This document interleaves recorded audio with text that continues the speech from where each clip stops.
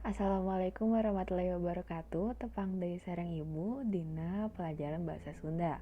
Dinten ayeuna urang diajar ngeunaan narjamahkeun.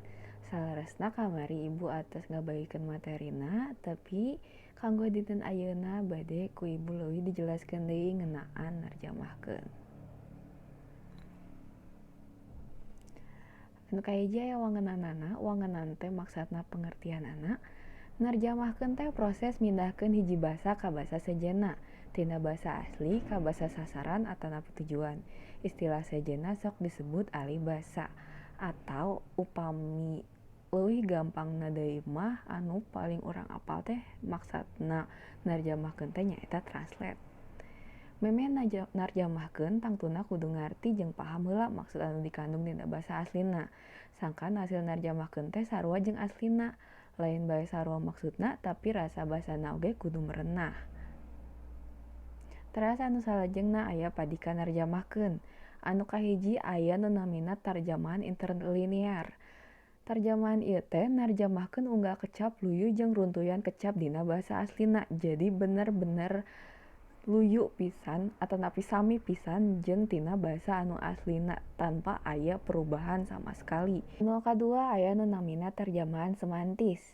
Tarjamahan ieu teh narjamahkeun nu teu satia kana basa aslina ukur ngudag maksud anu dikandungna hungkul. Janten nu kadua ieu mah ngan ngudag hungkul maksud tina anu ditarjamahkeunana. Teu sadayana ditarjamahkeun. Anu katilu nyaeta tarjamahan saduran. Anu katilu ieu teh narjamahkeun nu mindahkeun alam, rasa jeung suasana aslina disaluyeukeun kana alam, rasa jeung suasana nu nyampak dina kahirupan sabudeureun nu narjamahkeunana. Jadi anu katilu ieu mah bener-bener narjamahkeunana teh disaruakeun jeung suasana anu narjamahkeunana. Janten ieu mah bener-bener beda jauh tina anu aslina, tapi si maksudna tetep sami. Anu kaopat nyaeta tarjamahan otomatis.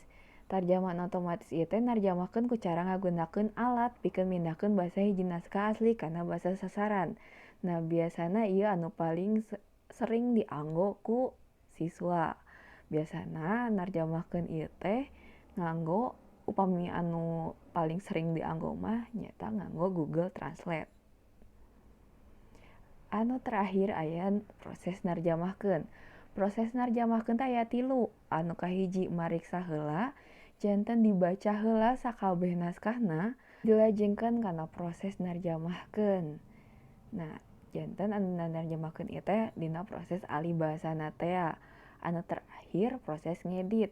Janten upami urang narjamahkeun tina hiji basa ka basa sejen teh pasti aya wae bentenna. Nah, si bentenna ieu teh maksudna benten dina maksudna. Misalkan urang bade narjamahkeun tina basa Indonesia ka basa Sunda, misalkan tina kecap keras kepala.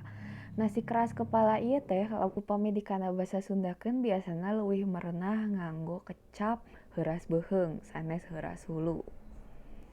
Janten upami narjamahkeun mah tetep kedah disaluyeukeun sareng kabiasaan dina kecap anu aslina. Mung sakitu wae ti Ibu kanggo penjelasan materi dinten ayeuna. Hatur nuhun kana perhatosana, hapunten tina sabunaya kalepatan. Wassalamualaikum warahmatullahi wabarakatuh.